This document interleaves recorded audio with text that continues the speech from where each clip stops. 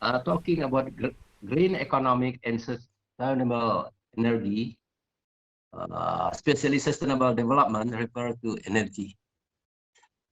I like to quote from Prof. Sardali, also from Mustafa, talking about the cheap energy. We know renewable energy better than non-renewable energy. Non-renewable energy such as fuel, fossil energy contributes pollution and environment destruction, unstable environment. But the non-renewable energy provide better environment for us. Well, Shahrizal, where is your presentation? We can't see your presentation. oh, Nicholas, it's. If it's problem, please you send the file to our coordinator to share.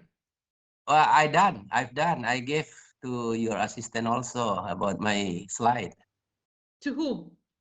Sona? To Sola, yeah. Sona. Sona, please you share. Sona zəhmət olmasa bölüş prezentasiyanı. Onun köməkçisində alınmır bunu bölüşmək. All right, this, okay.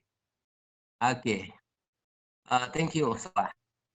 Talking about energy, we talk about the renewable.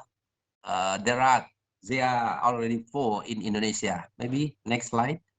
Okay. We'll make it easy time. Solar, wind, water, and biomass. In here in Indonesia, we have a lot of solar and water. Actually, biomass also, but there are some obstacles here. Keep going ahead. Move the slide, please. Okay, that's the data. Now we are talking about the obstacle or challenge. There are some challenge production of renewable energy in Indonesia. First, cost. Because of the infrastructure still low, still limited, so the company produce this energy getting ineffective right away. And then we know the challenge of develop this energy is zone and space. Produce this energy need wider area and specific land, such as you know we produce palm oil, but it needs a wider area, wider zone. And then the challenge of Indonesia develop the energy is volatility. It means unstable resources. Sometimes resource a lot, sometimes disappear. So the company cannot continue produce this energy. And then supply chains unstable also refer to volatility. Supply chain, it's important for company to produce the energy. Continuously supply, not stop and on. The machine cannot do that. The machine, if we start the machine, continue, keep going. If stop the machine, will cost high, expensive cost. Then the limited of research, connecting technology and science. Here, lack of research on renewable energy, because of we happy with the energy such as fuel already. Now, government start the regulation, but the regulation also lack of consistency. You know, since the war in Ukraine and Russia, we come back to fuel energy such as what we call it, Nicholas batubara, fuel energy also. The regulation is cannot continues to protect the to protect renewable energy policy. Then the difficult one is the data sometimes different from other place to other place, from one province to other province. In this seminar, we are talking about the research Sona, on presentasyon. Hello. Okay. Because your presentation isn't movable. Okay. Which slide? You Okay. mentioned. You Slide. mentioned certainly. Which slide? Move slide. Okay. Yeah, this the data sometimes equal with our data, sometimes different. Okay, keep going ahead. We save the time because later Nicholas will provide our research. In this seminar, we want to describe our research about the green economy, economy and energy. We're talking about the natural new energy. Please, Nico, can you show the research about the renewable energy, please? Okay, thank you for the opportunity. Yeah, can you hear my voice? Yes, Yeah. we can. Hello. Yes, we can. Okay, thank you. I'm sorry for a little trouble before. And now we can move to the next slide, please. Sonra növbəti slide. Yes. Yeah, this is our research.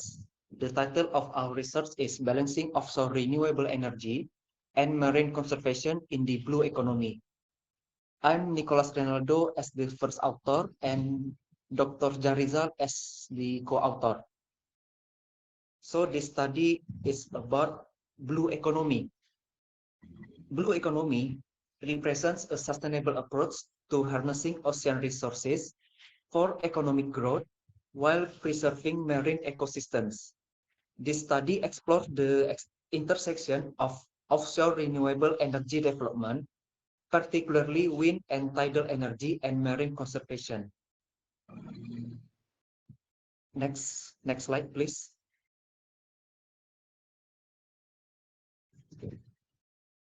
Yes, the blue economy represents an integrated approach to economic growth that harness ocean resource in a sustainable manner, promoting prosperity while ensuring the health of marine ecosystem. It encompasses a wide range of sectors, including fisheries, aquaculture, tourism, shipping, coastal development, and renewable energy. The goal is to strike a balance between economic activities and the preservation of marine environments, ensuring long-term benefits for both humanity and the ocean. A significant aspect of the blue economy is the shift toward offshore renewable energy, particularly wind and tidal energy. These renewable sources are seen as key solutions in reducing dependency on fossil fuels, mitigating climate change, and providing clean and sustainable energy. However, the expansion of offshore renewable energy poses environmental challenge. The construction and operation of offshore wind farms and tidal energy systems can disrupt marine habitats, migratory patterns of marine species, and biodiversity. Mitigating these ecological impacts requires a multifaceted approach. Marine spatial planning plays a vital role in strategically designing areas for energy development while minimizing conflicts with conservation and fishing sectors. In addition to technology and planning, cross-sector collaborations between governments, industry, scientists, and conservationists are essential for developing sustainable solutions. Regulatory framework must evolve to ensure that economic activities such as renewable energy generation occur in harmony with environmental conservation efforts. The state-of-the-art from this research is current technological advancement, including floating wind turbines for reducing seabed impact, tidal energy with low velocity systems for minimizing disruption to marine life, and eco-design frameworks for integrating energy projects with marine conservation policies, aiming for coexistence. Next slide, please. The theory used in this study, the first one is ecological modernization theory. This theory posits that economic development and environmental sustainability are not mutually exclusive. It argues that technological advancement coupled with institutional reforms can reconcile economic growth and environmental protection. The second theory is marine spatial planning. It's a middle-range theory used to manage ocean resources efficiently by organizing human activities in the marine environment. And the last grand theory is sustainable development theory, provides the conceptual foundation for the blue economy by advocating a balance between economic, environmental, and social objects. Next slide, please. The result of the study, the first one for policy gaps. Stakeholders identified inconsistencies in regulation governing offshore energy projects and marine conservation zones. One of the major challenges in advancing offshore renewable energy within the framework of marine conservation is the presence of policy gaps. Existing regulatory frameworks often focus on energy development without fully addressing the ecological impacts on marine ecosystems. And the second result is innovative solutions. Companies in the offshore energy sector are exploring technologies that minimize ecological footprints, such as floating turbines and quiet construction methods. Renewable energy are increasingly recognize the need to minimize their environmental footprint and are investing in innovative technologies that reduce ecological demands. One of the most promising advancements is the development of the floating wind turbines, which are designed to be anchored to the ocean surface rather than being drilled into the seabed. This technology significantly reduces the impact of benthic ecosystem and minimize damage to the ocean floor, which is home of a diverse array of marine life. And the third result is stakeholder collaboration. Collaboration efforts between energy companies, environmental groups, and governments have led to some successful models for integrating renewable energy and conservation, but broader adoption is needed. Local communities play a critical role in intersection of marine conservation and energy development, as they are often the first to experience both the benefits and challenges of this initiative. Offshore energy projects can provide substantial economic opportunities, such as job creation in construction, maintenance, and operation of renewable energy facilities. I think that's enough for this presentation. Dr. J? Yeah, okay, Dr. Ulria. I give you Is back. it the final? Okay, the final. It's done. So really your presentation was very interesting. Why? Because some opportunities are suitable to our country. I saw this and also results. And different similarities countries between Indonesia and between Azerbaijan, I mean. So to my mind, I'll have good, of course, question, but to my mind, our audience will react to your presentation for asking the questions. Can you say about your wind potential? And it's very interesting for me. Have you got solar and wind energy power stations in your country? Huge, I mean. Yes, we, the company of Indonesian already developed the energy, solar energy in Batam Island, and the Batam Island provide to Singapore and Malaysia the energy we sell to the other country. With other countries, which countries do you supply? From Indonesia to Singapore. And can you supply the neighbor countries with power, yes. with electricity? Which Yep. countries? Singapore, Singapore. Nepal, and what No, about no, Malaysia? Singapore. Singapore Singapore. also.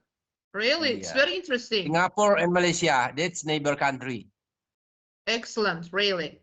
Görürsünüz mü? İndoneziyanın deməli günəş elektrik stansiyasının hesabına İndoneziyanın xüsusi bir şirkəti var ki, o şirkət Nepalı, Malayziyanı və Singapuru elektrik enerjisi ilə təmin edir. Təsəvvür edin ki, bir Azərbaycan ancaq günəş və külək enerji potensialı ilə nə qədər ölkələr elektrik enerjisi ilə təmin edə bilər, yəni bunu dünya bazarına çıxara bilər. Təsəvvür edin. Düzdür, İndoneziyanın ərazisi böyükdür, 3 saat qurşağında yerləşir, 17 mindən çox xırda adalardan ibarətdir, yəni ada dövlətləridir. Yəni biz deyəndə ki, mən Sumqayıtdayam və yaxud mən Gəncədəyəm, bilirik ki, Azərbaycan bütövdür. Amma onlar deyəndə ki, bir başqa şəhərdəyəm, demək o deməkdir ki, mən başqa bir adadayam. Yəni hər bir şəhər bir adada yerləşir. Bu formadadır. Maraqlı bir təbiəti var və Azərbaycanın xüsusi rəğbəti, sevgisi, marağı var.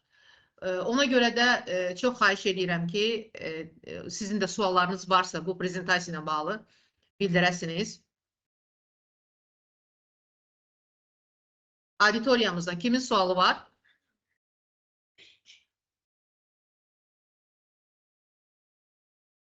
Sual olan var mı? Serdarlı, Arzu Bey, Arzu Serdarlı, buyurun. Profesör, buyurun. You ask question, please. Thank you very much for the very interesting presentation. I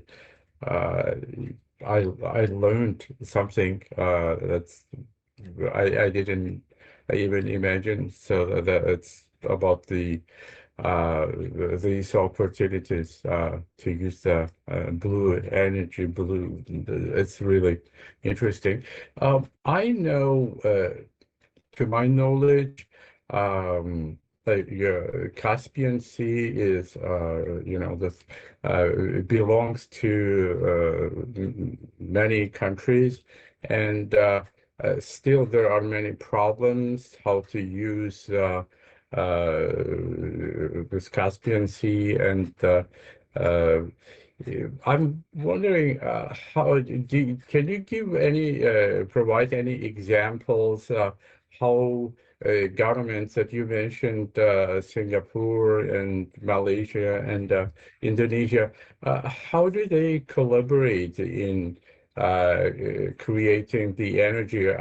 It just Indonesia produce the energy and sell it, or those governments produce the energy together? Thank you for Prof. Sardali. There are one company of Indonesia already give authority of Indonesian government to provide the electricity to Singapore and Malaysia. The neighbor country distant around 20 kilometers only. So panel solar put on ocean in the sea, the surface of the sea. The panel already arranged. Then the panel the panel collect by the PLN, the energy power company, government energy power company. Then directly export to neighbor country, Malaysia and Singapore. Still running till today. I don't know, maybe Indonesia already joined a BRIC country, Brazil, Russia, what else? India, China. Maybe later will different story, because Singapore close to US, America. Right away, Indonesia close to Russia, BRICS. So the game will be changed later because of the policy of ASEAN. Thank you, Mr. Prof. Sardali. Thank you very much. Çox doğrudan maraqlıdır ki, İndoneziyada onların professorları Azərbaycana gələndə bildirdilər ki, siz bizim üçün taxıl əkə bilərsinizmi? Onlar taxıl əkə bilmirlər və bu taxılı ABŞ-dan baha qiymətə alırlar. Amma bugün enerji istehsal edirlər, ətraf qonşu dövlətlərə enerji sata bilirlər. Çox maraqlı bir iqtisadiyyatı var İndoneziyanın. İndoneziya dünyada ən baha və ən çox çay dünya bazarına çıxaran ölkədir. Buna baxmayaraq Azərbaycana gəldilər. Azərçayın o qədər çayını alıb apardı. Hətta bu yaxında professorlar mənə bildiriblər ki, artıq çaylar tükənib, bitib. Biz yenidən Azərbaycana gəlmək istəyirik. Deməli, Türk çayı, özdə Azərbaycanda Türk sortları yəni yetişdirilir. Türk çayı Azərbaycanda yetişdirilən bu çaylar dadına görə, keyfiyyətinə görə tam fərqli bir çaylardır. Yəni dünya iqtisadiyyatı çox maraqlıdır. Verimli olmalıdır. Bir-birlərlə qarşılıqlı şəkildə əlaqələr yaratmalıdır. Hətta onların o qəribə bir təklifi bizə çox təəccübləndirdi bizi. Ki, böyük bir dövlət özləri üçün taxıl əkə bilmirlər. Bunun da səbəbi nədir? Muson yağışları. Muson yağışları bilirsiniz ki, dənli bitkilərin ən birinci düşmənidir. Və muson yağışlar dövrünə düşdüyü üçün onlarda taxılın biçilməsi, yəni son hasad məqamına gəlib çata bilmir. Bu nöqteyi nəzərdən bizim dövlətlər arasında əlaqələrin yaranması üçün çox böyük şanslar var. Həm mədəni əlaqələr var, həm iqtisadi əlaqələr var, həm təbii potensiallarda olan əlaqələr var. Eləcə də xüsusi maraq var. Mədəniyyətlərimizə olan xüsusi bir maraq var. Mustafa Hoca, sizin sualınız var mı İndoneziya? Eğer sualınız varsa evet, buyurun verin, biz köməkli İngilizcesine tercüme etmeye. Ben şöyle yani yine şey sorayım. Sadece balıkçılık alanında yoğunlaşmışlar. Agrar üzerinde bir şeyleri var mı? Mesela siz dediniz ya hani orada zorluk çektikleri tarımla ilgili konular var. Yani. Acaba onun için bunları kullanabilirler mi enerji sistemlerini? Belki İngilizce olarak tam ifade edemeyeceğim için. Associate Professor Cahrizal.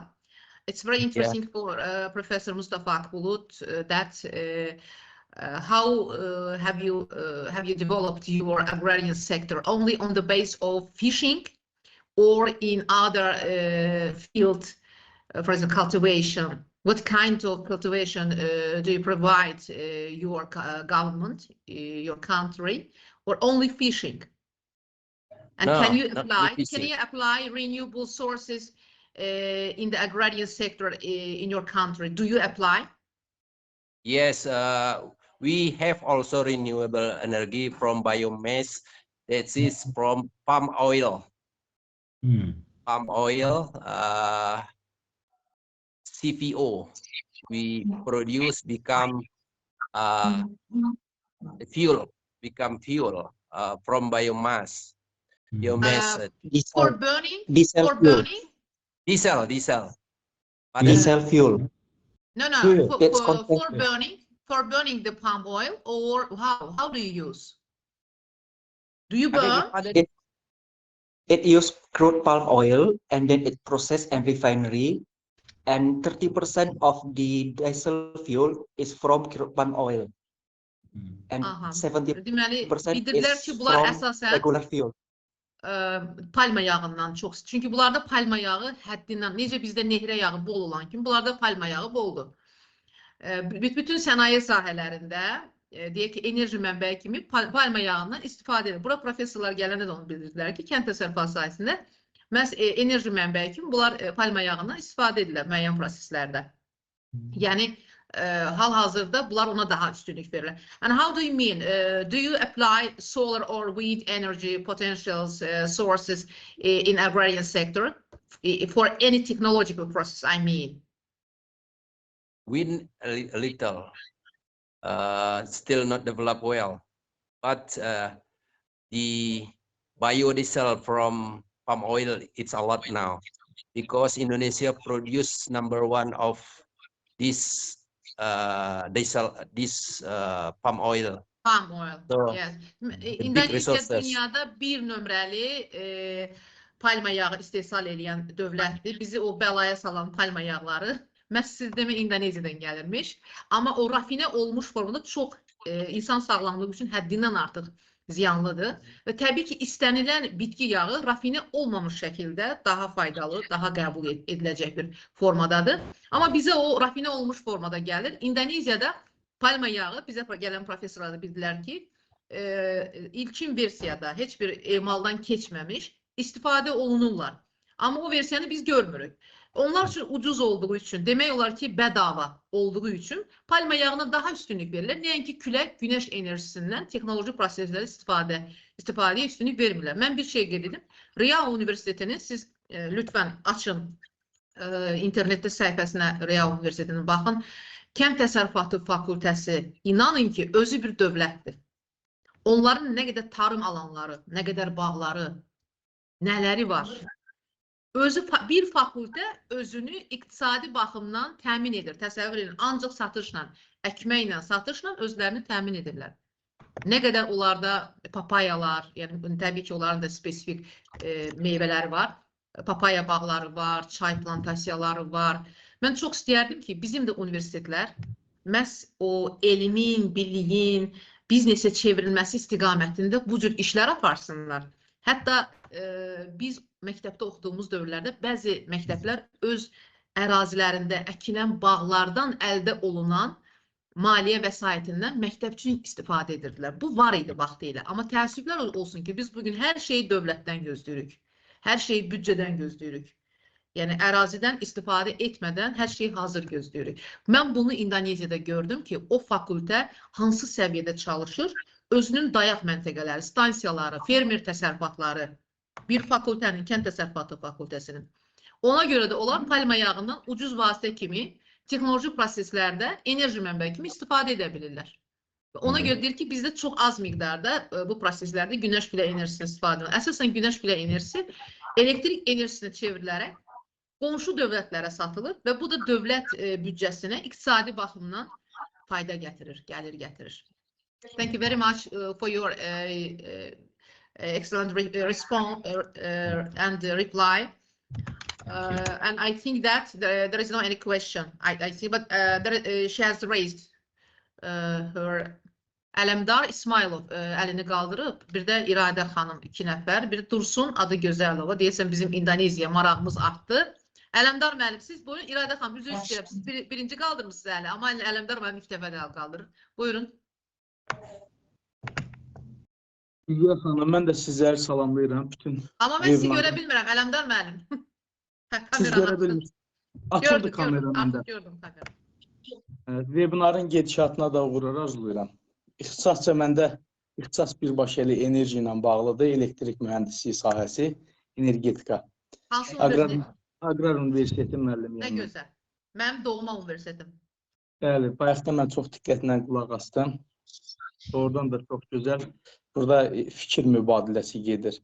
Bu enerji məsələsinin bizə sizlərin də fikrini həm dəstəkləyim, həm də oradan çıxartdığım nəticələrə uyğun istəyirəm öz fikrimi bildirim. Deməli, enerjinin məlum məsələdir ki, deyiləndə təkcə elektrik enerjisi nəzərdə tutulmur. Ancaq biz elektrik enerjisindən istifadə eləməyimizin əsas səbəbi digər növ enerjilərin elektrik enerjisinə daha tez çevrilməsi, onların daha məqsədə uyğun, iqtisadi səmərə baxımından tədqiqat obyektlərinə çatdırılması və orada bizə lazım olan enerji növlərinə çevrilməsi məsələsinin asanlığıdır.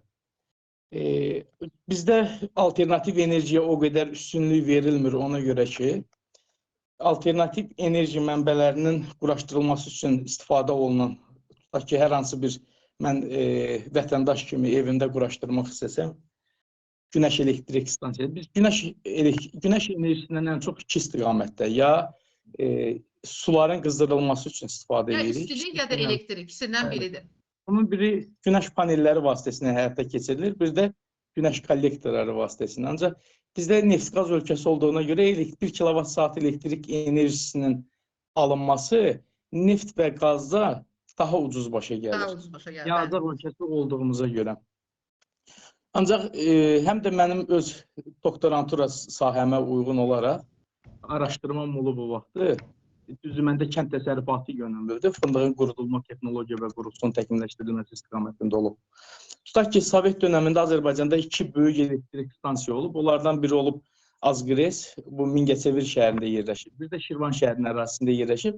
Onların özü də deməli o zamanlardan bu yaşıl enerjiyə müəyyən qədər meyilli olublar. Çünki isidilmiş su, onların hər ikisinin yerləşdiyi ərazi Dövlət Rayon Elektrik Stansiyası, Dres qəsəbəsi adlanır. O qəsəbələrin isti su təchizatında eyni zamanda qış zamanlarında, havanın soyuq vaxtlarında evlərin isidilməsi üçün istiqamətləndirilib, yönləndirilib.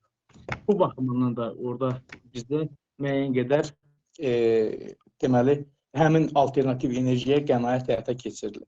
Ümumi bu günəş elektrik stansiyalarından götürəndə amma Azərbaycanda illik orta günəşli saatların miqdarı 1800-2000 saat, 2900 saat civarında qiymətləndirilir. Bunun da ən belə geniş yayılmış coğrafi ərazilərimiz bizim respublika daxilinə gedir. Küraraz ovarlıqdır, Ceyran çöldür, bir də Abşeronda. Digər növ enerji mənbələrindən amma tutaq ki, külək elektrik stansiyalarından bayaq siz vurğuladığınız kimi Kəlbəcər rayonunun ərazisində və Zəngilan rayonunun ərazisində işğaldan azad olunmuş ərazilərdə daha çox indi meyil göstərilir. Ona görə ki, orada küləyin sürəti və küləkli saatların miqdarı kifayət edir ki, o stansiyalar, külək turbinləri, külək elektrik stansiyaları orada quraşdırılsın. Bundan əlavə, bu müasir respublikamızın ərazisində tikilmiş hal-hazırda istilik elektrik stansiyaları var ki, həmin istilik elektrik stansiyalarının indi düz adlarını bilmirəm nə dərəcədə çəkmək onların doğru olar. Bəzilərinin ərazisində dövlət səviyyəsində istilikxanalar quraşdırılır. Bu həm də Mustafa müəllimin sahəsidir. Bizdə orada qızdırılmış həmin qızmış suyun enerjisi ilə istilikxanaların qızdırılmasında istifadə olunur. Ki, bunun özlə müəyyən qədər qənaət vermiş olur, həm də faydalı olmuş olur. Bir də başqa bir məsələyə gələndə, mənim özümün doktorantura sahəsində deməli elmi araşdırmam fındığın qurudulma texnologiya qurğusunun təkmilləşdirilməsi idi. Bu kənd təsərrüfatı sahəli bir mövzu idi. Bu Türkiyənin Trabzon ərazisində fındıq daha çox yetişdiriciliyi deyək ki, inkişaf etdirilib. Mən Zaqatala rayonunun ərazisində təcrübələrə gedəndə, eyni zamanda eksperimentlərin qoyuluşuna getdiyim zaman mən baxdım orada ki, bunlar fındığın yığılma sezonu gəlir sentyabr, oktyabr aylarına təsadüf edir. İmkan vermirlər ki, onlar tam şəkildə fındıq quruyub yerə tökülsün, yığım prosesini asanlaşdırmaq məqsədi ilə. Deməli, burada əlavə bir enerji növündən istifadə olunmalıdır ki, fındığı qurudub, onlar sezon başına qədər o fındığın tələbatının daha çox artdığı aylar bayram aylardır. İqtisadi səmərəni artırmaq niyyəti ilə. Deməli, fındığın qabığından bunlar istifadə edirlər. Ancaq necə istifadə edir kənd cəmaatı? Heç onların bəzilərinin elmdən də anlayışı yoxdur və yaxud da ki...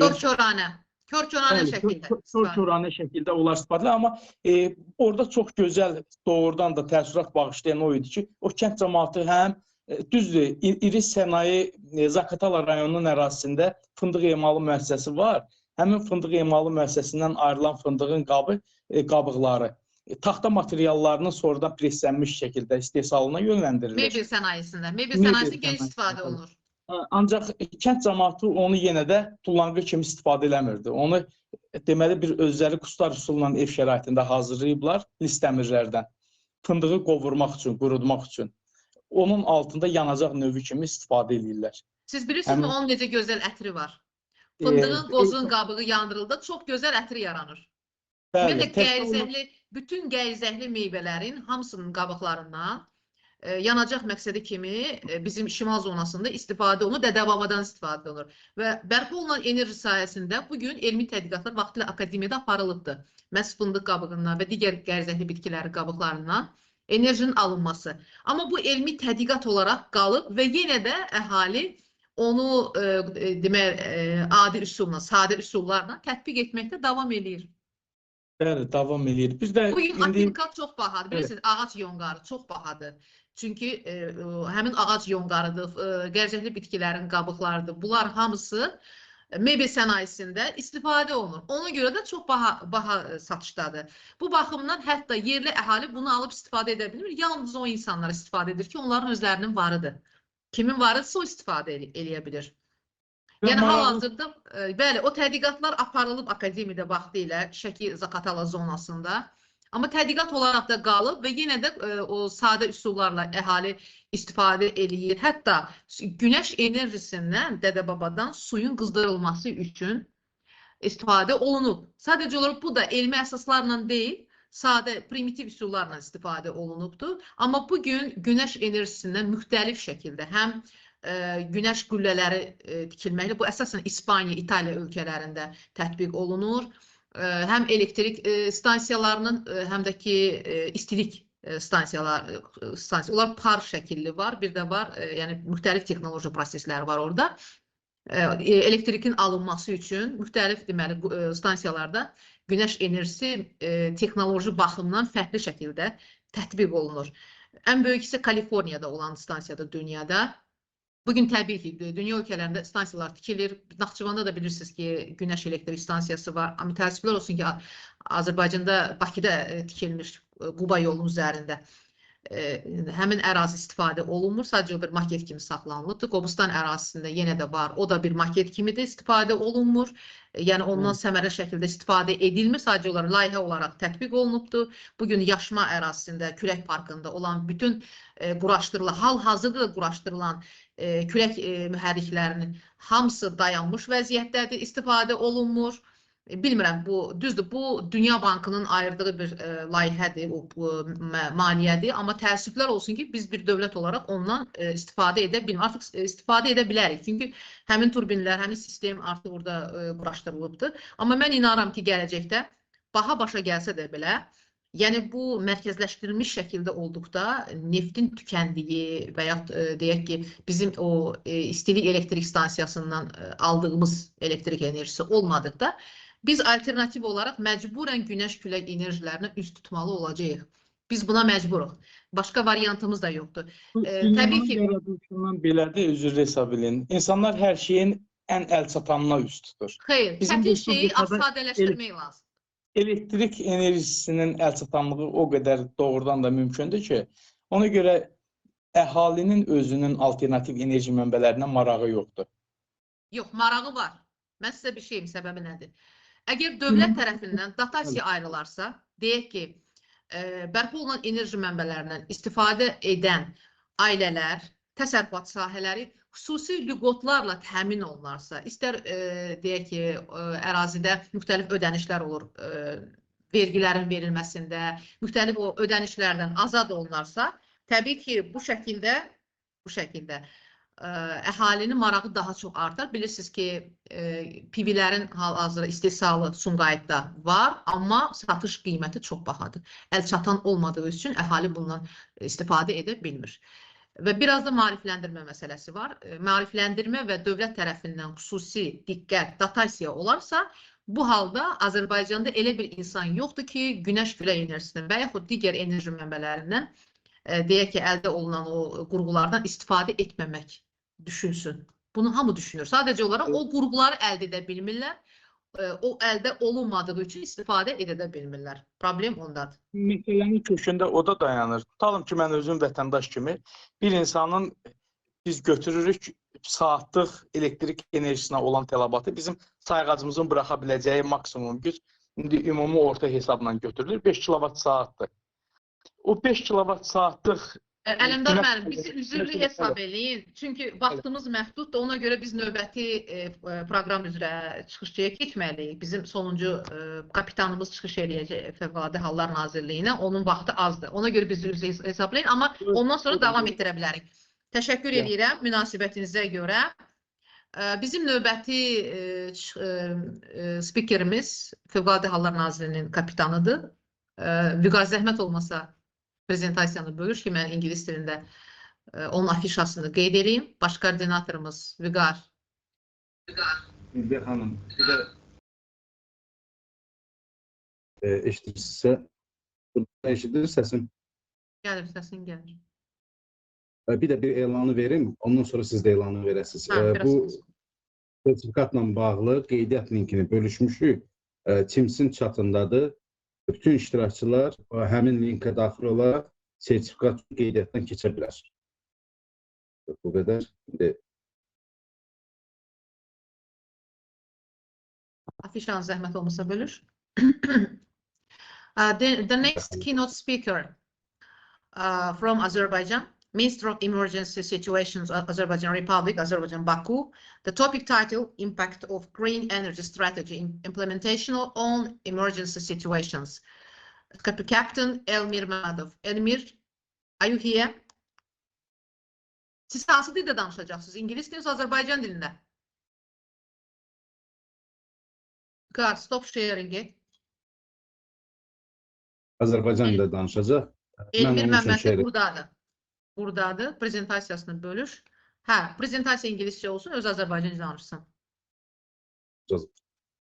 Elmir, səs gəlmir. Səssiz zəhmət olmasın, mikrofonu aç.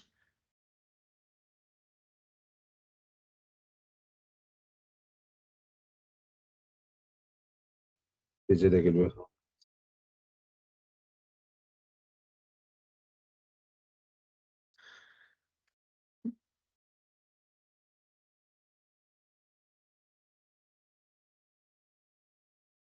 Problem nədədir, Vüqar? Onu soruşuram elə özündən. Bir zəhmət olmasın, aydınlaşdıraq. Çünki vaxtımız məhdudlaşır. Mən elə gəlir ki, ona zəng gəlibdi. İndi alıbı verdi. Yəqin ki, qoşulacaq dedi. Telefondan qoşulubdu, hal-hazırda müsait deyil, yəni kompüterdən qoşulub. Onda biz bəzi elanlarımızı edək, qoşulana qədər 1-2 dəqiqəlik vaxt ərzində çox xahiş edirəm. Qeydiyyatdan vaxtında keçin, sertifikat əldə etmək üçün. Sonradan mənə, baş koordinatora şikayətlər yazmayın. Biz çox böyük bir problem yaşadıq.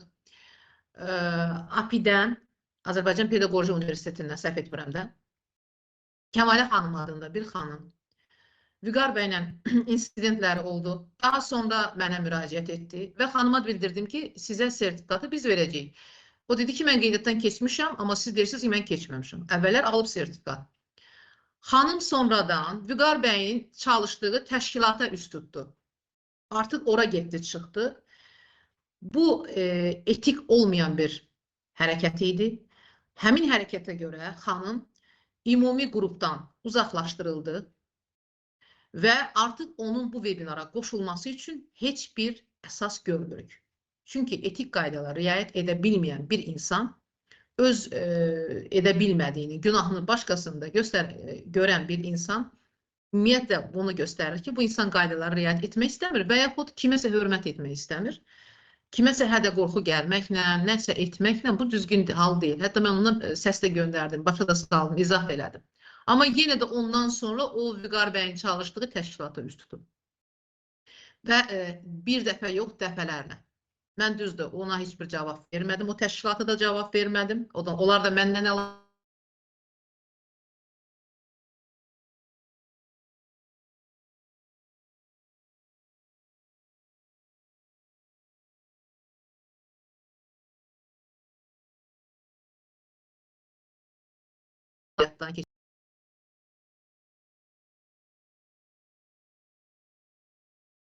keçsiz kifayət eləyir bu. 5-6 dəfə qeydiyyatdan keçmək lazımdır. Hətta adını səhv yazan insanlar var. Mən təsəvvür eləyə bilmirəm ki, insan öz şəxsi adını səhv yazsın. Bu nə deməkdir? Hətta kimsə bizim adımızı səhv yazarsa, biz onu düşünərik ki, bizə hörmətsizlik edibdir. Ona görə də adlarınızı düz yazın, ölkə adını düz yazın. E-mailinizi Azərbaycan hərfi ilə yox, İngilis hərfi ilə yazın. Çünki sonra sistem tanımır. Bu elektron bir sistemdir. Bu sistem özü tərtib edir hər bir şeyi. Siz böyük problemlər yaradırsınız. 1-2 nəfərə görə yerdə qalan insanlar vaxtında sertifikat əldə edə bilmir. Sonra da problemlər yanır baş koordinatora, mənə hamıya üz tutursunuz. Yəni içərinizdə hamınız ali savadlısınız. Düşünürəm ki, dediklərim hamıya aydındır və hamı da bunu əməl edə bilir. Sadə qaydalardır. Elmir bəy, siz qoşula bildinizmi?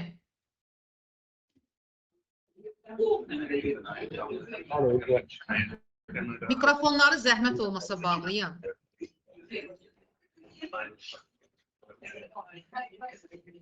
Vüqar, Mərhədi kimdir? Onun mikrofonunu bağla, zəhmət olmasa. Bağladım, bağlamışam. Ha. Elmir bəy niyə qoşula bilmir? Səbəbi nədir? Biz bilək. Qoşuldu artıq. Qoşulub? Hazırdır, Bəli, bəli, bəli. bəli. Gəlir mənim. Buyurun, buyurun. Artıq söz sizdədir. Azərbaycan dilində danışacaqsınız. Qeyd edeyim ki, Elmir bəy, onlar Fövqəladə Hallar Nazirliyi olaraq bizim keçən konferansımıza qoşulmuşlar. Bizim böyük bir beynəlxalq konferansımız var. Qoşulmuşlar. Bir daha xoş gəldiniz Elmir bəy. Bir daha bizə xoş oldu ki, sizi yenidən öz webinarımızda gördük. Və işğaldan azad olmuş ərazilərdə onlar çox gözəl işlər aparırlar anamıyla bərabər. Və bugün istədik ki, məhz bərpa olunan enerji sayəsində sırf fövqəladə hallar zamanı istifadəsi ilə bağlı Elmir bəy bizə belə bir prezentasiya təqdim etsin. Buyurun, başlayın prezentasiyanı. Bütün konferans iştirakçılarını salamlayıram. Hər birinizi xoş gördük. Mənim bu yaşıl enerji strategiyasının tətbiq olunmasının fövqəladə hallara təsiri mövzusundadır. Zəhmət olmasa növbəti slayda keçərik. 20-ci əsrin əvvəllərindən başlayan qlobal sənayeləşmə bəşəriyyətin həyat və fəaliyyətində sürətli dəyişikliklərə səbəb oldu. Bu dəyişikliklər həm müsbət, həm də mənfi istiqamətdə baş verdi. Dinamik şəkildə ortaya çıxan negativ tendensiyalar ən çox ekologiyaya və ətraf mühitlə bağlı məsələlərdə yaranan problemlərlə biruzə verdi. Bu problemlərin azı nəticələrini keçən əsrin sonlarından etibarən bəşəriyyət olaraq daha çox hiss etməyə başladı. Bildiyiniz kimi planetimizdə qlobal miqyasda istiləşmə prosesi gedir. Bu proses nəticəsində planetimizin orta illik temperaturunun artması bütün canlı orqanizmlərə ciddi şəkildə təsir edir. Başqa sözlə desək, qlobal istiləşmə öz mənfi təsirlərini həyatımızın hər bir anında hiss etdirməyə başlayır. Qlobal istiləşməyə səbəb olan əsas faktorlar fosil mənşəli enerji mənbələrindən, yəni neft, qaz və kömür istifadə olunması və sənaye obyektlərinin fəaliyyəti nəticəsində atmosferə atılan zərərli qazlar. Qlobal ekoloji statistik məlumatlara əsasən bildirmək istəyirəm ki, fosil mənşəli enerji mənbələrinin istifadəsi nəticəsində ortaya çıxan karbon qazı, sana qazı emissiyalarının ümumilikdə 75%-dən çoxunu, bütün karbon qazı emissiyalarının isə 90%-dən çoxunu təşkil edir. Nəticə etibarilə bu zərərli qaz nəticəsində ortaya çıxan istixana effekti planeti əhatə edərək günəşdən gələn istiliyi geri əks edərək temperaturun artmasına səbəb olur. Bəşəriyyətin günbəgün artan enerji tələbatını ödəmək üçün fosil enerji mənbələrinin istismarı da daha geniş vüsət alır. Son 10 illiklərdə alimlərin həyəcan tədbir çalmasıyla artıq bəşəriyyət yaşıl enerji ilə tanış olmaya başladı. Əvvəllər yaşıl enerji siyasətinə dünyanın aparıcı dövlətləri və nüfuzlu iqtisadi siyasi təşkilatları yetərincə ciddi və məsuliyyətli yanaşma sərgiləməmişdir. Lakin ənənəvi enerji mənbələrinin yaratdığı qlobal ekoloji fəlakətlər və onların səbəb olduğu fövqəladə hallar səbəbilə ortaya çıxan nəhəng iqtisadi zərər, xüsusən də insan tərəfdarı hər kəsi bir daha ətraflı düşünməyə və bəşəri həmrəyliyə məcbur etdi. Asır dövrdə planetimizin ekoloji tarazının pozulması nəticəsində fövqəladə halların çeşidliyi və baş vermə intensivliyi də artmışdır. Quraqlıq, daşqın, sel, dəniz və okeanların su səviyyəsinin artması ilə baş verən sahilyanı ərazilərin suları altında qalması, geniş miqyaslı ərzaq çatışmazlığı və içməli su problemi, meşə yanğınları və digər fövqəladə hallar kifayət qədər böyük iqtisadi itkilər və geniş insan tələfatı ilə nəticələnir. Zaman ötdükcə fövqəladə halların baş verdiyi areallar da bildiyiniz kimi böyüyür. Dövlətlərin fövqəladə hallarla mübarizədə sərf etdiyi maliyyə və vəsaitlər də günbəgün təbii ki artır. Ona görə də bu maliyyə vəsaitləri sosial sahələrə sərf olunmaq əvəzinə ənənəvi enerji mənbələrinin səbəb olduğu fövqəladə halların qarşısının alınmasına sərf edilir. Dünya ictimaiyyətinin müəyyən hissələri ilə yaşıl enerji strategiyası daha geniş vüsət almağa başlamışdır. Məhz buna görə də 2022-ci ildə dünya əhalисinin enerji tələbatının 80%-ni, elektrik enerjisinin 60%-i fosil mənşəli olmuşdur. Yəni bildiyiniz kimi bu göstəricilər keçən əsrdə 100% idi. Yəni gördüyünüz kimi artıq faiz olaraq payı getdikcə azalmağa başlayır.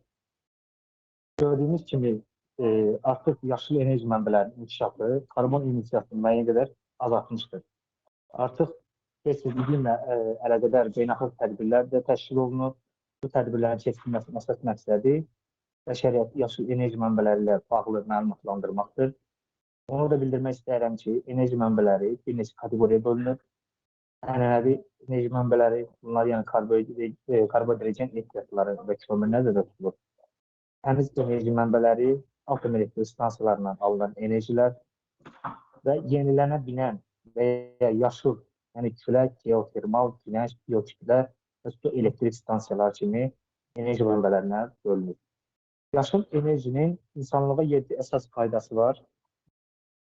Münasib qiymətli, sağlam və təhlükəsiz işsizlik problemi ilə mübarizə və enerji demokratiyası.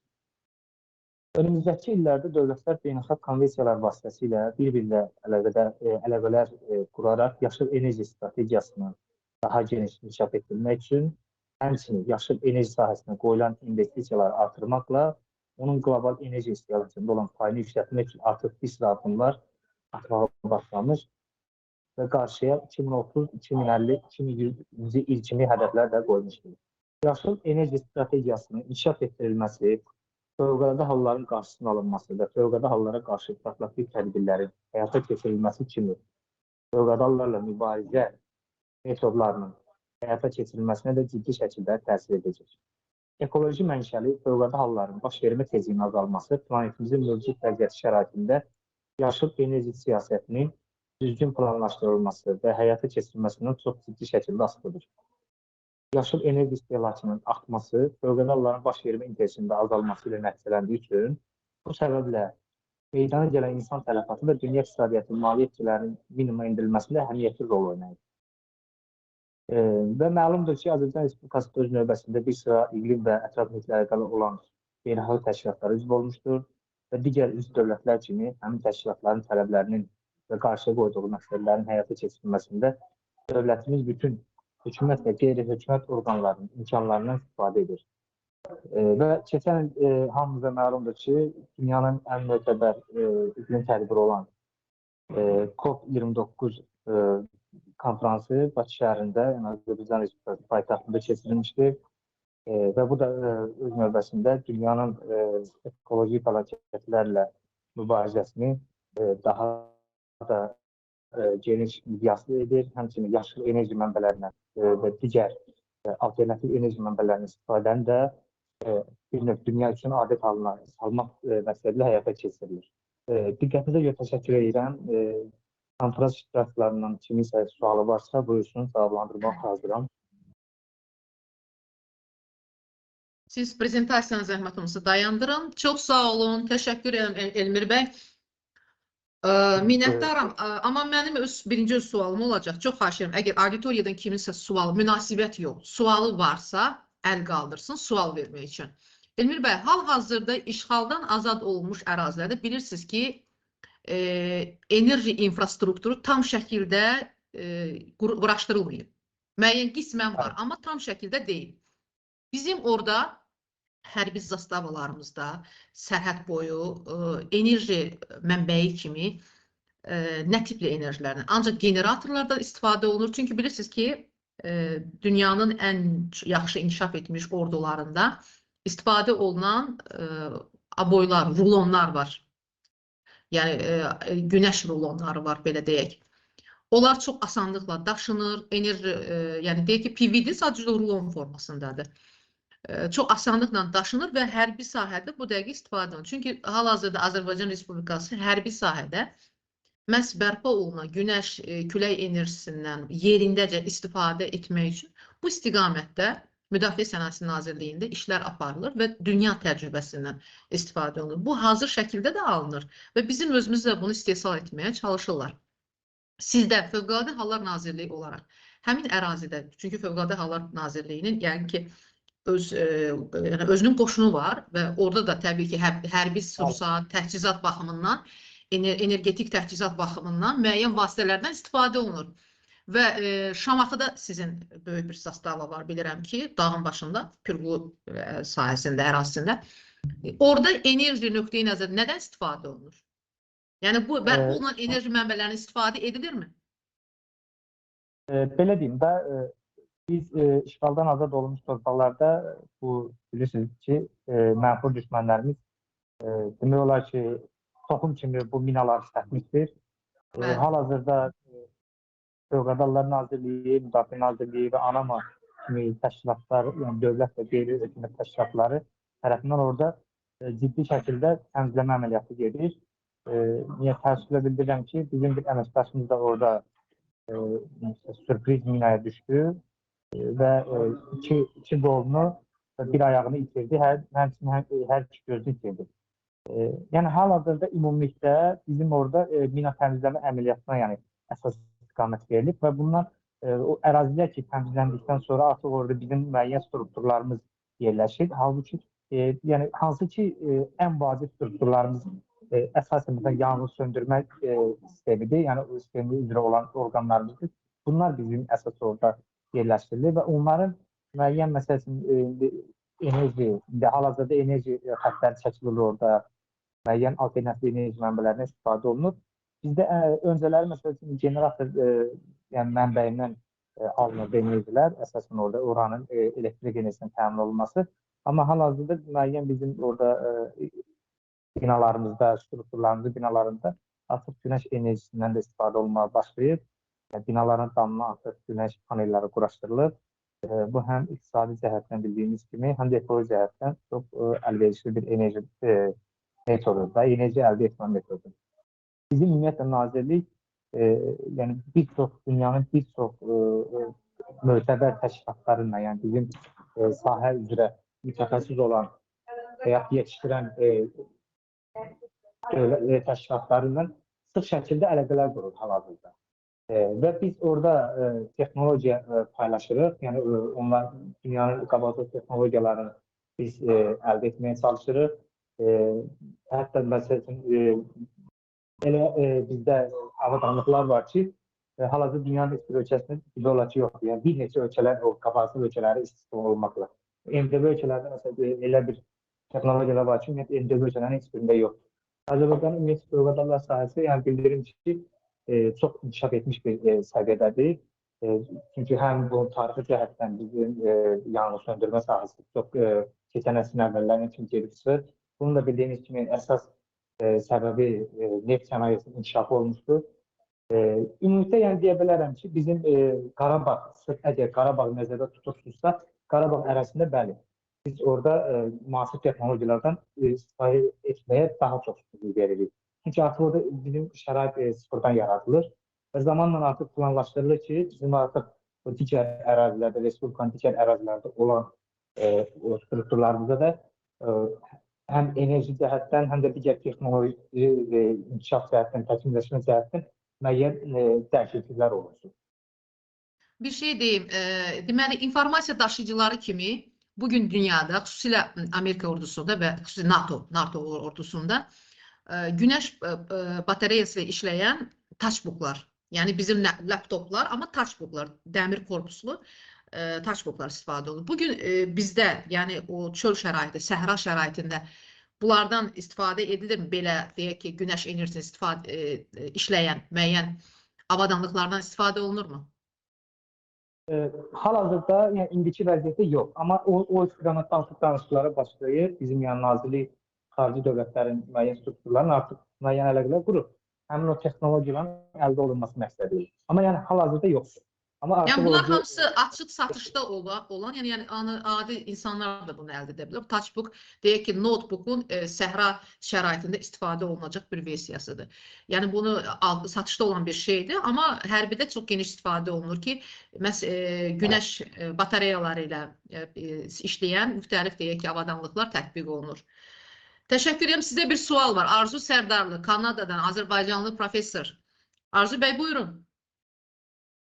Cənab kapitan, mən yaşadığım ərazidə çox meşələr çoxdur və xüsusilə yay mövsümündə bu meşə yanğınlarından çox əhali çox əziyyət çəkir. Demək olar ki, bir ay, 2 ay o tüstüler gəlir və burada o monitoring çox böyük problemdir. Çünki ərazi çox genişdir. Siz xüsusilə o minalanmış əraziləri xatırlatdınız. Yəqin ki, orada monitoring çətindir. Hansı texnologiyalardan istifadə olunur? Xüsusilə o işğaldan azad olunmuş ərazilərdə. Sağ olun. Deməli, mina təmizləmə istiqamətində biz artıq yəni ən çox da Türkiyə ilə əməkdaşlıq edirik. Onların məsələn istehsal etdiyi bir çox texnologiyalar var. Yəni bu torpaqların minalardan təmizlənməsi istiqamətində. Amma mən bu yaxınlarda bir təlimdə oldum. Yəni orada açıq şəkildə şahid oldum ki, yəni o sahənin mütəxəssisləri yəni bildirdilər ki, mənə əslində heç bir texnologiya minaları insan qədər yəni dəqiq təmizləyə bilməz. Hətta təsəvvür edin, yəni texnika gətirilir, yəni hətta süni intellektlə işləyən belə texnikalar var ki, onlar belə gətirilir, əraziyə salınır, orada minalar müəyyən bir qism təmizlənir. Yenə də etibarlı olunur və orada artıq tələbi olaraq mütəxəssislər cəlb olunur və onları təmizləməyə çalışırlar. Yəni bu mina təmizləmə elə bir sahədir ki, yəni çox təhlükəli bir sahədir. Yəni minanın məqsədi öldürməkdir. Bizim dövlətimiz də maksimum çalışır ki, o hansı ki elan edir ki, məndə bu ərazilər minalardan təmizlənir, ora 100% yəni dəqiq olsun bu nəticə. Yəni tələsmir, belə deyim, tələsmədən bizim nazirlik iş görür. Çünki orada yəni tələsməyin də heç bir mənası yoxdur.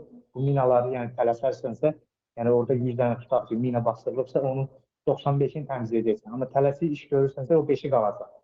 Biz o istiqamətdə məcburuz mütəxəssislər, yəni insan gücündən istifadə etməliyik.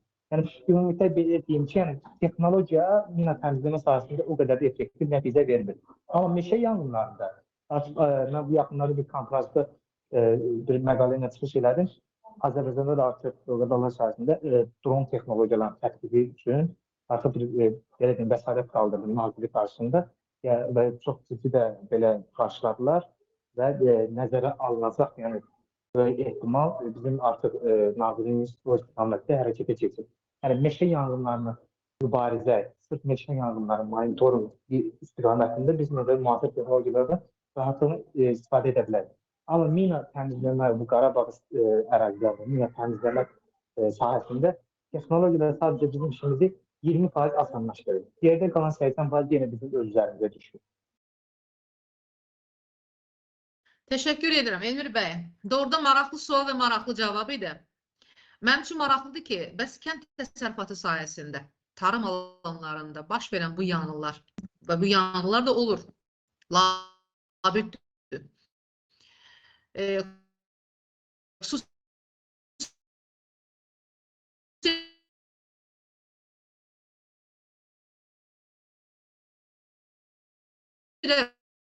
relyefi çətin olan dağlıq, orta dağlıq ərazilərdə, dəmiyə torpaqlarda. Dünyada cəmi 3 ölkədədir. Bəli, Türkiyəyə göndərilmişdi həmin yanğın vaxtı yadındadır. Bəli. Həmçinin bizim yanğın söndürən helikopterlərimiz də var. O helikopterlər dünyanın bir çox ölkəsində var. Sadəcə məsələn statik durur havada göldən öz məsələn o müəyyən bir böyük bir həcm tutan bir su tutarı var. Onunla su götürür. Həmin o dediyiniz o dağlıq ərazilərdə suyu tökür. Onun sadəcə su tutar həcmi amfibiya dairəsindən azdır. Biz əsasən o istiqamətdə, yəni dağlıq ərazilərdə biz hava yəni vasitələrindən istifadə edirik. Bir də əl gücündən istifadə edirik. Yəni bizim məsələn xaricdən alınmış avadanlıqlar var ki, məsələn yanğın söndürən onun üzərinə geyinir, bir geyim kimidir. Və onun köyündə içi su ilə doldurulmuş bir qablar olur. Və əlində nasıl bir təsəvvür edən çox çətin bir məsələdir. Bir başlayırlar minə yaxın bir təsəvvürün insan bizim nazirliyimizin əməkdaşları yəni bir xətt üzrə duraraq Zəncir şəkilli, zəncir formasında. Bəli. Duraraq irəli gedir, məsələn suyu tökür, yerə tökür. Çünki orada pasif yanğından beləri var ki, məsələn şam yanır, qozası yanır və qozası bilinmir, izdən yanmır, üstdən yanır. Artıq sonradan yenə yanğına səbəb olur. Onun üçün biz məcburuq ki, bir yəni gədə öz gözümüzlə, yüzü aşağısında müşahidə edilir.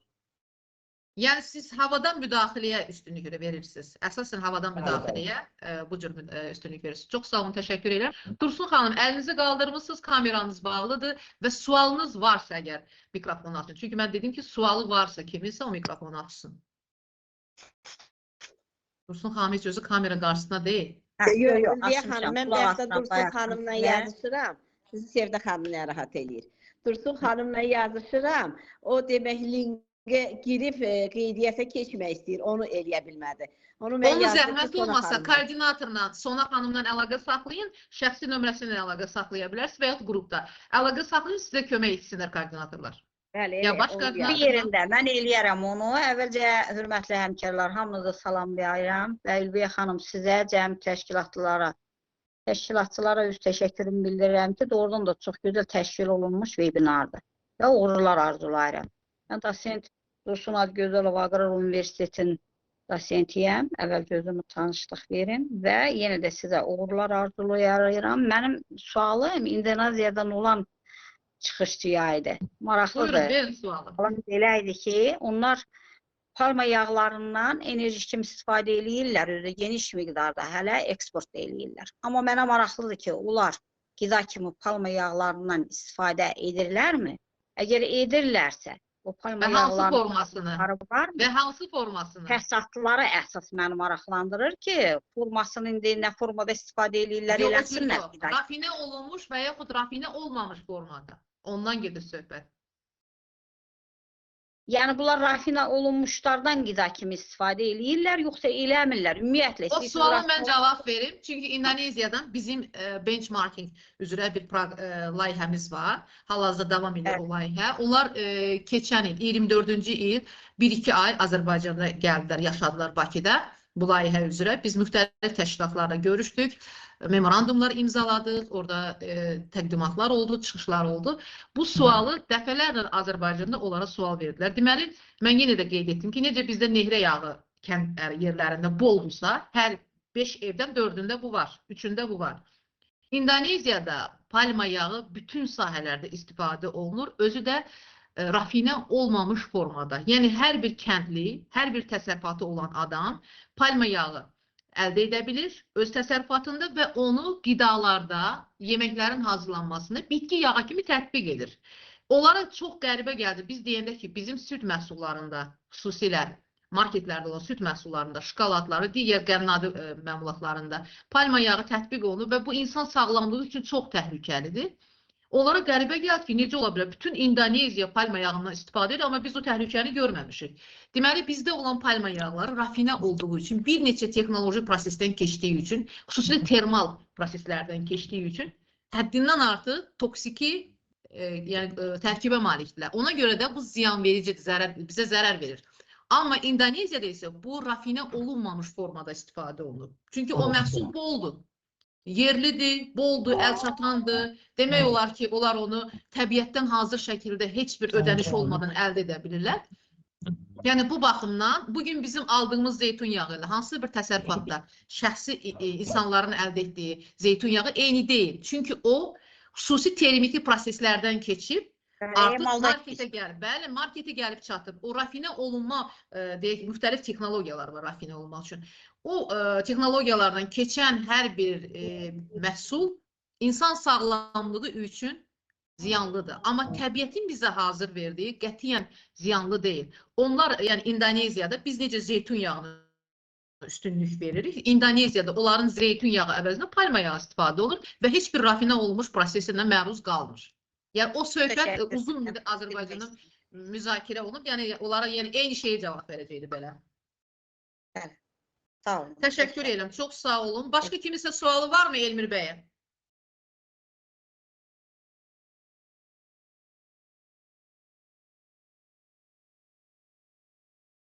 Elmir bəy, bilirəm siz getməlisiniz.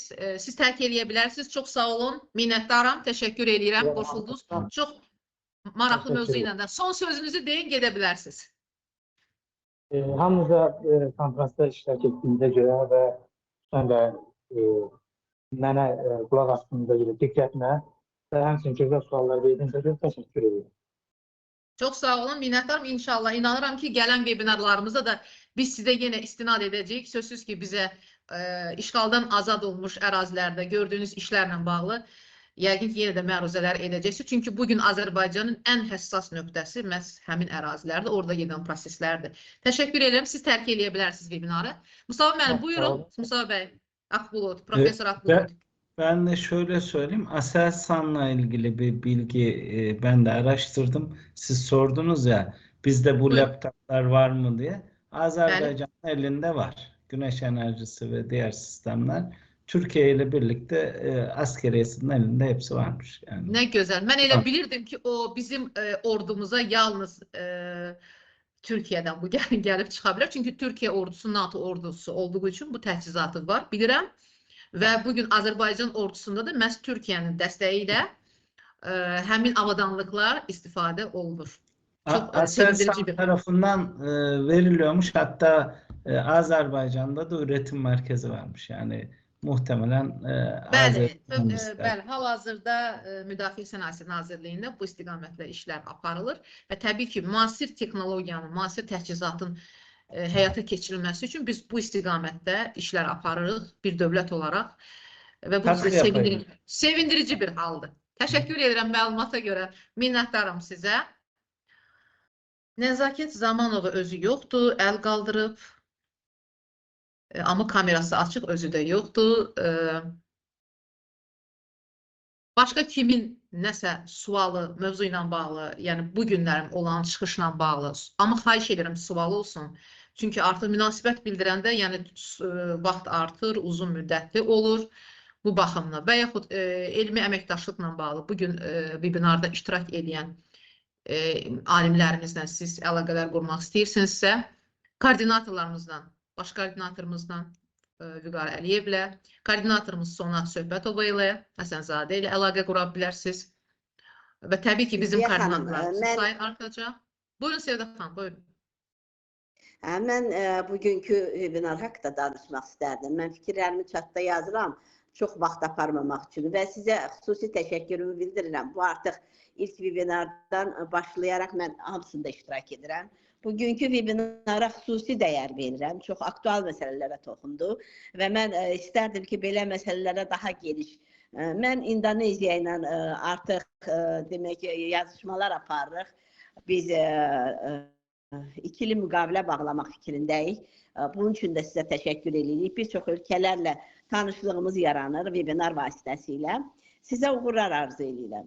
Ülviyə xanım. Təşəkkür edirəm. Çox sağ olun. Bir məlumatı verim ki, Real Universitetinin rektoru və onun komandası Azərbaycana gəlməyə hazırlaşır. Onların Azərbaycana səfəri olacaq. Bir neçə təşkilatlarla da görüşəcəklər. Və iyun ayında keçiriləcək konfrans var. O konfransda bizim müxtəlif ölkədən gələn əməkdaşlarımız var. O cümlədən qardaş Türkiyədən gələcək professorlarımız var. Heyflər olsun ki, Arzu bəy Arzu Sərdarlı bizə qoşula bilmədi bu konfransda. Mən çox istəyərdim ki, çünki bizim bir təşkilat olaraq böyük bir layihəmiz var. Eləcə bu layihədə Mustafa Akbulut bizə böyük dəstək göstərir. CEO, BZT Turanın CEO-su bizə böyük dəstək göstərir. Turanın rəhbərliyi bizə dəstək göstərir. Məqsədimiz webinarlarla başlayıb Türk bilim insanların seriyalı konqrelərinin təşkilinə gedib çıxmaqdır. İnşallah ki, bu istiqamətdə biz işlər aparırıq. Bəlkə də ola bilsin bu paralel olsun, bəlkə də ardıcıl şəkildə bu olsun. Və biz çox istəyərdik ki, Arzu müəllimi bir gün Azərbaycana gətirib çıxara bilək. Online şəkildə gətiririk, amma offline şəkildə Azərbaycana. Arzu müəllim, neçə ildə Azərbaycanda olmursunuz? Ben bu pandemiyeden evvel olmuştum sonucu defa. 20. ildən əvvəl olmuşsunuz. 19. ildə olmuştum. 20. ildə de hatta bilete kadar da almıştık. Geldi bu pandemiye çıktı araya ona göre. Evet. İnşallah Allah nəsib eləsin. İnşallah. Konqreslərimizin birində təbii ki, iştirak edəcəksiniz. Eləcə də Azərbaycandan olan dünyanın müxtəlif ölkələrində fəaliyyət göstərən bizim professorlarımız, doktorlarımız, sözsüz ki, bizə əməkdaşlıq edən bütün elm adamlarımız bu konfranslarda, bu konqreslərdə iştirak edəcəklər. Və təşəkkür edirəm mən bizə dəstək olan bütün insanlara. Həm hüquqi baxımdan, həm texniki baxımdan, bilirsiniz, texniki baxımdan bizə İnşaat Memarlıq Universiteti dəstəyi olur. Hüquqi baxımdan Ekoenergetika Akademiyası dəstəyi olur. Və nə xoş bizə ki, keçirdiyimiz webinarlardan alimlərimiz, müəllimlərimiz faydalana bilirlər, əlaqələr yarada bilirlər, əməkdaşlıq qura bilirlər. Hətta Azərbaycan daxili belə əməkdaşlıqlar qurulur.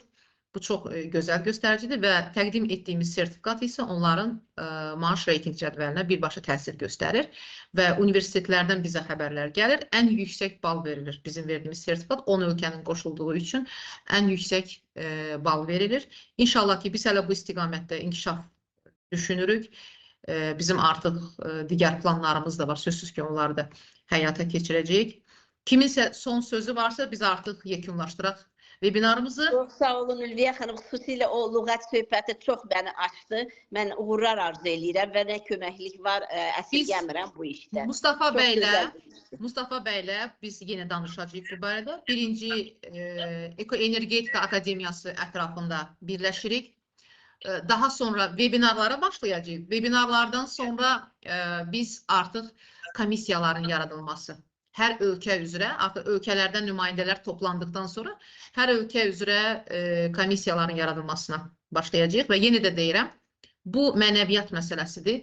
Bu təsdiq qəlbdə olmalıdır, heç bir qanunda, heç bir hüquqda olmamalıdır. Əgər alimlərimiz buna başlayırlarsa, bilim insanlarımız bu işə qoşulurlarsa, bu özü bir təsdiq deməkdir və buna da Ekoenergetika Akademiyası dəstək verir, hüquqi dəstək verir. İnşallah da ki, inanıram ki, bizim burada olan və bugün bura qoşula bilməyən alimlərimiz də məhz bu prosesə qoşulub öz töhfələrini verəcəklər. Arzu bəy, sizə də təşəkkür edirəm, minnətdaram ki, indi Kanadada saat neçədir? İndi Kanadada saat 4-də 10 dəqiqə qalıb. Səhər üzü. Səhərə yaxın. Təsəvvür edin, Arzu bəyin Azərbaycana olan sevgisi. Yuxusuna haram qatıb bu webinara qoşulub. Ona görə sizə çox-çox minnətdaram. Həqiqətən müxtəlif ölkələrlə bizim saat fərqimiz olduğu üçün bəzən alimlərimiz üçün böyük problem. Hətta mənim özüm də İndoneziyada konferanslara qoşulanda, bəzən hansı tədbirlərə qoşulanda səhərci saat 4-də 5-də qoşulmalı oluram. Çünki saat fərqimiz var, məcburuq biz bunu etməyə. Alimin işi budur. Mütləq şəkildə bu texniki çətinlikləri aşa bilməlidir. Mən bugün baş koordinatorumuza təşəkkürümü bildirirəm. Bu dəfə ilk dəfədir ki, baş koordinatorumuz birlikdə proqramı tərtib ediblər. Afişası, posteri, backgroundu, eləcə də digər materialları və əlaqələndirici şəxs kimi onlar birbaşa müstəqil şəkildə işləyir. Bu Sonanın ilk təcrübəsidir və inanıram ki, Sonanın işini görəndən sonra inanıram ki, o çox gözəl təcrübə əldə edəcək. Gələcəkdə profesional şəkildə bu işləri həyata keçirə biləcək. Bizim baş koordinatorumuz çox təmkinli, sakit, səbirli, amma biraz tənbəl. Amma eyni zamanda çox gözəl, bacarıqlı bir, qabiliyyətli bir gəncdir. İnanıram ki, o da gələcəkdə bu tənbəlliyin daşını atacaq və koordinatorlarımızla bərabər, və görürsən Vüqar, mən olanların hamısını deyirəm. Koordinatorlarımızla bərabər aktiv şəkildə fəaliyyət göstərəcək. Mənim sizdən tələbim odur ki, operativ olmaq, aktiv şəkildə fəaliyyət göstərmək və inşallah planlarımız hələ geniş şəkildə tərtib olunacaq. Bizim dünən iclasımız oldu və inanıram ki, bu iclasdan sonra da hələ bizim addımlarımız irəliyə doğru davam edəcək. Hamınıza təşəkkür edirəm. Bugünkü webinara qoşuldunuz. Təşəkkürlər, uğurlu. Hər dəfə düşünürəm ki, bu dəfə yəqin webinar biraz zəif olacaq. Amma webinardan sonra görüm, yox, bu ondan da güclü oldu. Bilmirəm, bu nədən irəli gəlir. Sizdən gələn enerjidir, yoxsa bizim komandamızın olan zəhmətinin nəticəsidir. Hər halda bu ümumilikdə qarşılıqlı şəkildə qiymətləndirilir. Təşəkkür edirəm hər birinizə.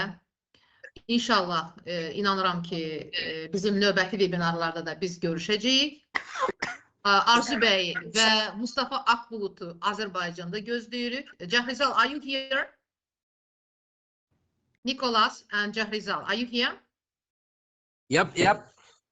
Cəhrizal, we are waiting for you because I would like to see you in my country. You haven't been here. And I hope that one day you will visit our country, especially our picturesque natures in different places. I know that it's very interesting for you, but I know that you'll come, certainly. And with good. your colleagues. I like it. Have you got any word? Have you got any word to the audience, please? You say your Okay. final words. Okay. Thank you, Dr. Olivia. I'm very happy to have you all in this afternoon, right now in Indonesia, afternoon already, PM. Thank you, Prof. Mustafa Akbulut. I like you. Your idea is good. Chief energy. I remember all day, all the time, how to make a chief energy in our country. And also, Prof. Sardali. Thank you for your idea. Same as Prof. Mustafa. Yeah, you always discuss about how the term we create ourselves. Not terminology of other, but terminology of our country, our style, not other style. That's good idea. Thank you all. I feel better. I appreciate all of you already attend the meeting, the seminar. Thank you, Ulfia. Thank you very much, We Jahrizam. also like Really, you to it's very come to pleasure. Indonesia. It's delight for Okay. us to listen to your presentation and this collaboration.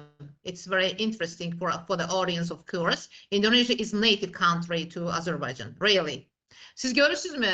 Deməli, lüğət ideyası Cahrizalın da xoşuna gəldi. Mən belə başa düşürəm ki, onlar da bizə qoşulmaq istəyirlər. Artıq türkçə danışmaq istəyirlər. Bu çox gözəl bir göstəricidir. İradə xanım, siz də son sözünüzü deyin, artıq yekunlaşdıraq. Əlinizi qaldırırsınız.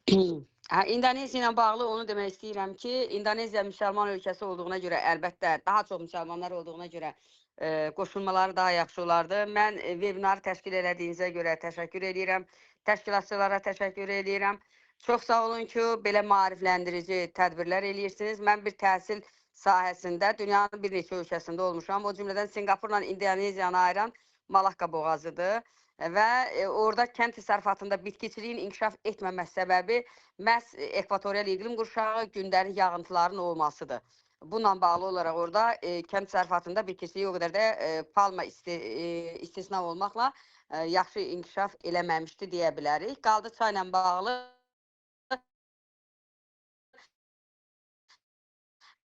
Azərbaycan 9 iqlim tipində yerləşdiyinə görə Azərbaycan çayına çatan heç bir çay ola bilməz dünyada. Bununla da fəxr edirik.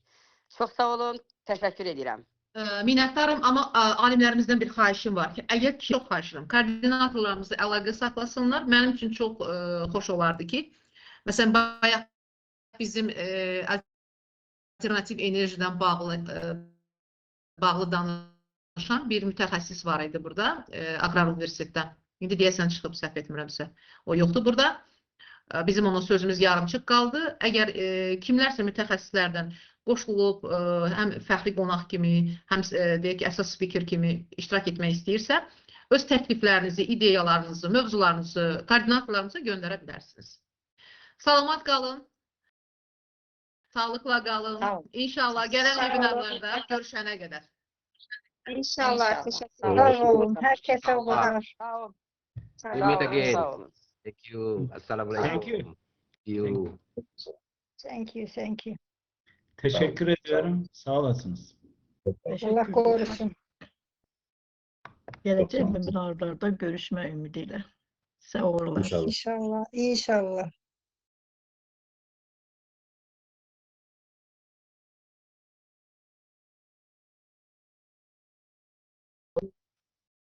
Əgər kiminsə problemi olsa sertifikatla bağlı, zəhmət olmasa xəbər edin. Hardasa bir 15-20 dəqiqədə yəqin ki, aktiv olacaq.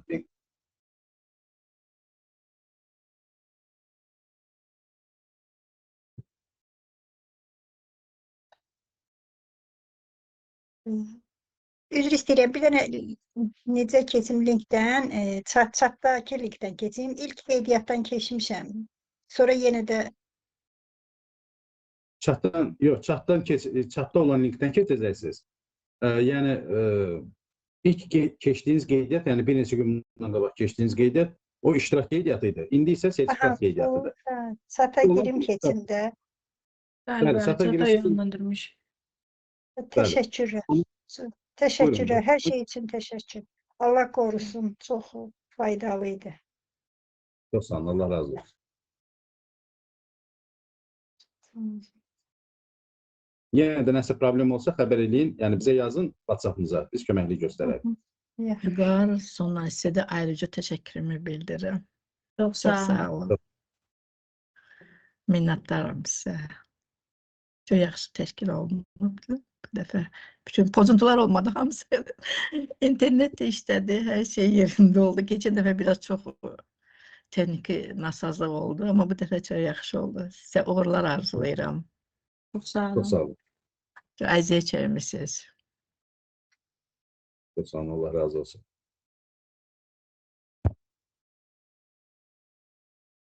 Bizim deməli recording Salam. dayanır. Salam, salam. Mən çata daxil ola bilmirəm. Məndə problem göstərir. Nə yazır, nə göstərir, Deyir deyəriz. ki, sonra təkrar yoxlayın. Siz mənə şəxsdə yazın, Tamam. mən sizə linki göndərim. WhatsAppda şəxsdə yazın. Tamam.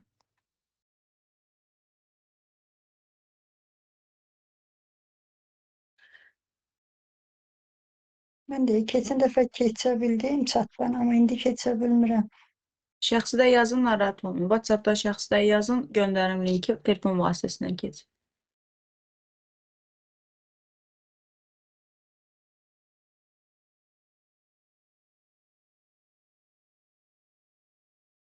Alo.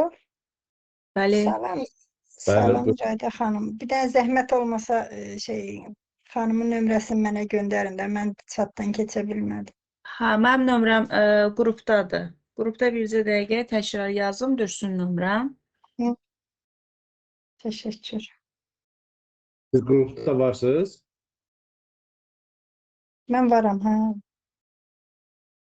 Qrupdan Demək, var. birdən kim?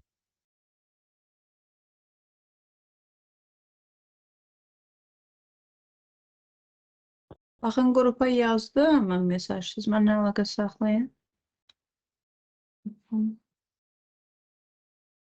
Mən tələbə olaraq qoşulmuşam. Bura sizin nömrəniz, WhatsApp-ınız məndə yoxdur. Onu necə edim? Buradan axtardım, onu tapa bilmədim. 050 706 56 96. Bir dəqiqə zəhmət olmasa təkrar deyim. 050 706 56 96.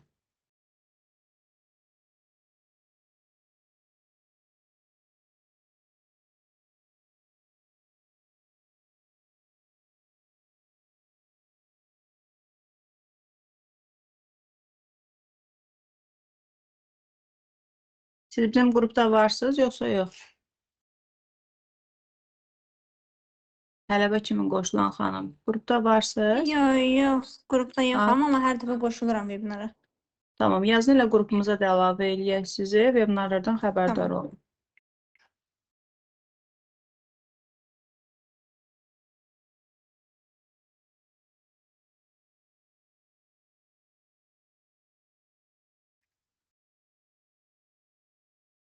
Canım, niye sen sakit durdun bugün?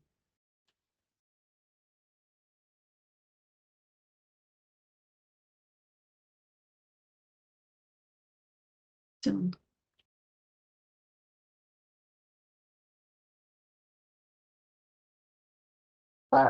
İlayda xanım, mən o chatdakı şeyi keçə bilmədim. Qızım da. Danışan Ama kimi açılmadı. eşidim. Yaxşı, yaxşı.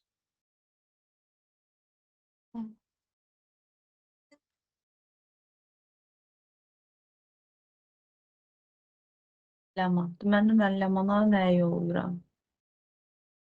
Qeydiyyat linkini elə. Bəli, bəli. Ləman tələbə olan qızdır, hə? Bəli, mənə. Ah, Mən də danışıram, bəxtdən şeyi söndürmüşəm, mikrofonu söndürmüşəm.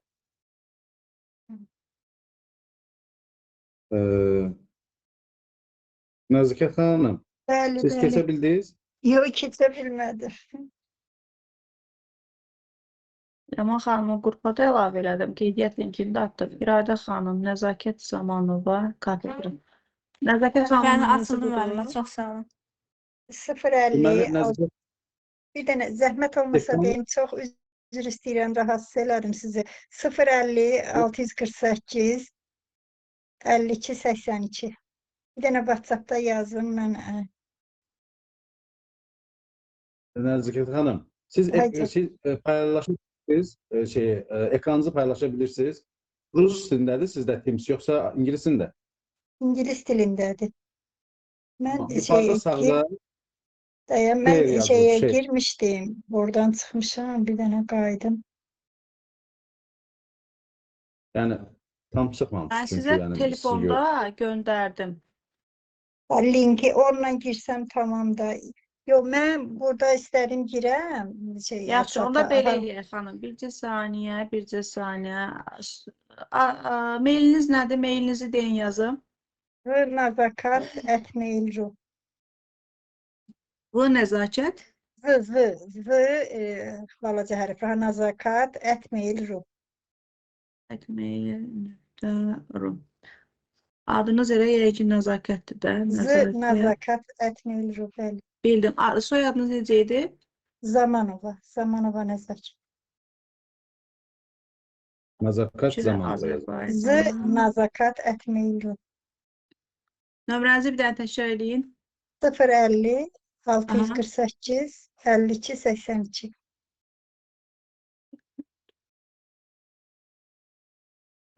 Hansı təşkilatdansınız siz? Mən pedaqoji universitetdə müəlliməm. Xəzərində sertantıyam. İnformasiya üzrə. Pedaqoji APÜ gedir. Bəli, bəli. Azərbaycan Dövlət Pedaqoji Universiteti. Coğrafiya. Tarix Coğrafiya Fakültəsinin coğrafiya ixtisası. Mən sizin qeydiyyatınızı tamamladım. Təşəkkür. Mən daha keçməyim. Keçən Bəli, dəfə bəli. çatda link oldu, keçdim. Bu dəfə hara girdimsə olur belə. Eybi yoxdur, mən Təşəkkürlər. sizə göndərdim. Sağ Təşəkkür. olun. Çox sağ olun. Yordum. Minnətdaram. Buyurun.